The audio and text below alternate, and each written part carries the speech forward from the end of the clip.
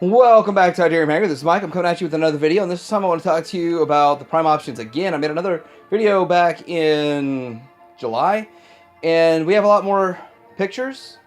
We have actual color test shots. We have release dates. We have prices. We have a lot more to talk about here. But, as the title of this video says, I pre-ordered the MP-44, and I'm going to let you know what else I pre-ordered, and where I got it from, and all that good stuff. So we're going to get into this real quick. Lots of prime options, a lot of fun. This is going to be like a 2.0 of my last video, and a lot more opinionated, so let's get on to it. So the first one I want to talk about is the transform element. And although it's a great showing, it looks good, it's cleaned up the legs quite a bit from MP10. It has a little bit better proportions, but in the end, this option and the Magic Square option have a whole lot more in common with MP10 than MP44. And so I think they're both a step in the right direction. But I'm going to pass on this guy.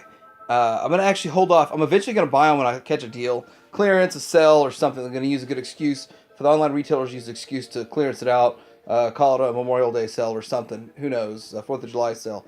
But I'll eventually get it because I'm interested. But he's releasing for, so supposedly within the month, for $110. And that's really good compared to the $450 that you're going to be spending on MP-44. And wait till I get to that, and I'll tell you about how I pre-ordered MP-44. But yeah, this guy here, interesting stuff that he does. Looks good. Transform element, it's their first shot at a figure. So really, if it's good quality and its transformation is good, there's a lot of good points about it. It might say good things about the next release, if there is a next release. Next thing I want to talk about is Magic Square. And Magic Square's MSO1 release seems to be a pretty solid offering. I've already seen the transformation of this thing, and it's pretty interesting how it's done. And then because of the transformation, he has a ridiculous amount of waist articulation. I guess you could say like between the pelvis and then the upper body, because it actually disconnects in a way but stays connected. Pretty interesting how the transformation. It looks actually pretty simple and not intuitive, though. I mean, you just wouldn't have thought it transformed like that. But I like the way he looks. If I didn't have an MP10, I'd get this Magic Square over an MP10 because I think MP10 is going backwards a bit. But there are some things I like about MP10, like with the waist. You don't. If you look at the waist, you have to lift up those flaps to pose the legs, which is not an MP10 problem at all. And so when I first saw MP10, I didn't like the lower legs. This fixes that problem. Upper body, I think, is almost similar. I mean, I don't think the upper body really changes the look or dynamic at all. I think it's almost like an MP10 upper body. The pelvis and then the lower legs are really where you see the biggest changes. But for $110 it's an official item, unofficially, it's a nice looking figure and a pretty solid figure, but it doesn't match the animation model exactly. But I've got this pre-ordered through ShowZ, and I'm gonna get it, and I'm excited for it. I'm gonna review it. I'm gonna talk about it, but it's not ultimately gonna be my figure on the shelf. Next, I want to talk about the MP-44. This picture's a lot darker than I originally thought when I used it, but this thing is the best looking G1 Optimus Prime out there. He has a few panel lines, mostly on his pelvis, that look out of place because of the hip skirts.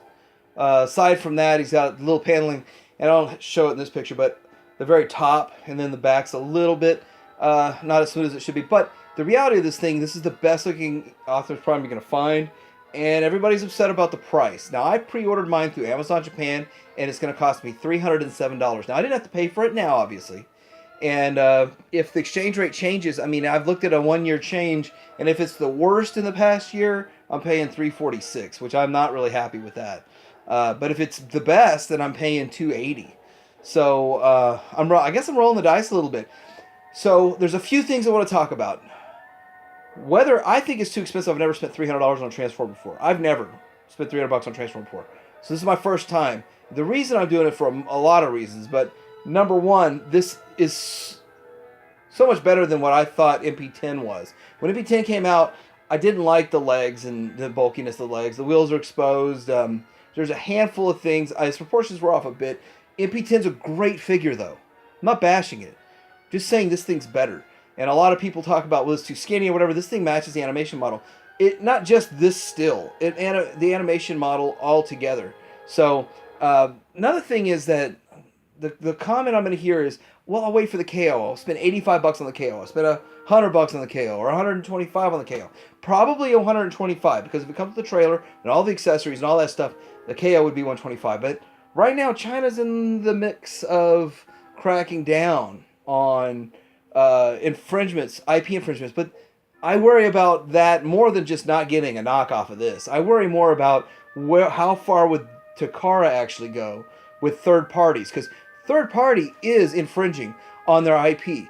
So if X-Transbox puts out something that looks like their figure but calls it Arcos or calls it Eligos, if Fans Toys puts something out and calls it Rouge instead of RC, I mean, that's still an infringement on their IP simply because of the fact that it looks like, and they're selling it to represent that figure and that character. So really scary territory that we're getting into.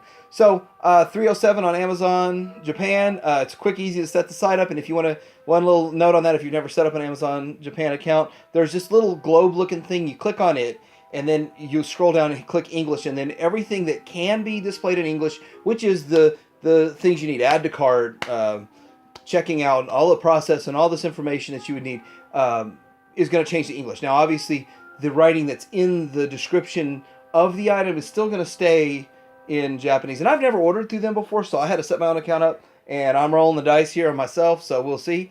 But for 307, I think it's worth it. I wouldn't be wanting to pay $450 though. I would actually roll the dice waiting on a KO. But the problem is, this will sell out. I guarantee this will sell out. And when this initial run sells out, a $450 toy selling out that's highly sought after is going to shoot through the roof. I mean, I can't even guess what the secondary market will be. I'm guessing 800. Who knows? Before the second run comes out, which a year and a half later, which is when the second run of Megatron came out, so the MP-36. Anyway, guys, like, subscribe, comment. I want to hear your feelings, your takes, and do you think the Amazon Japan route is the way you'll go? Tydarium Hanger out.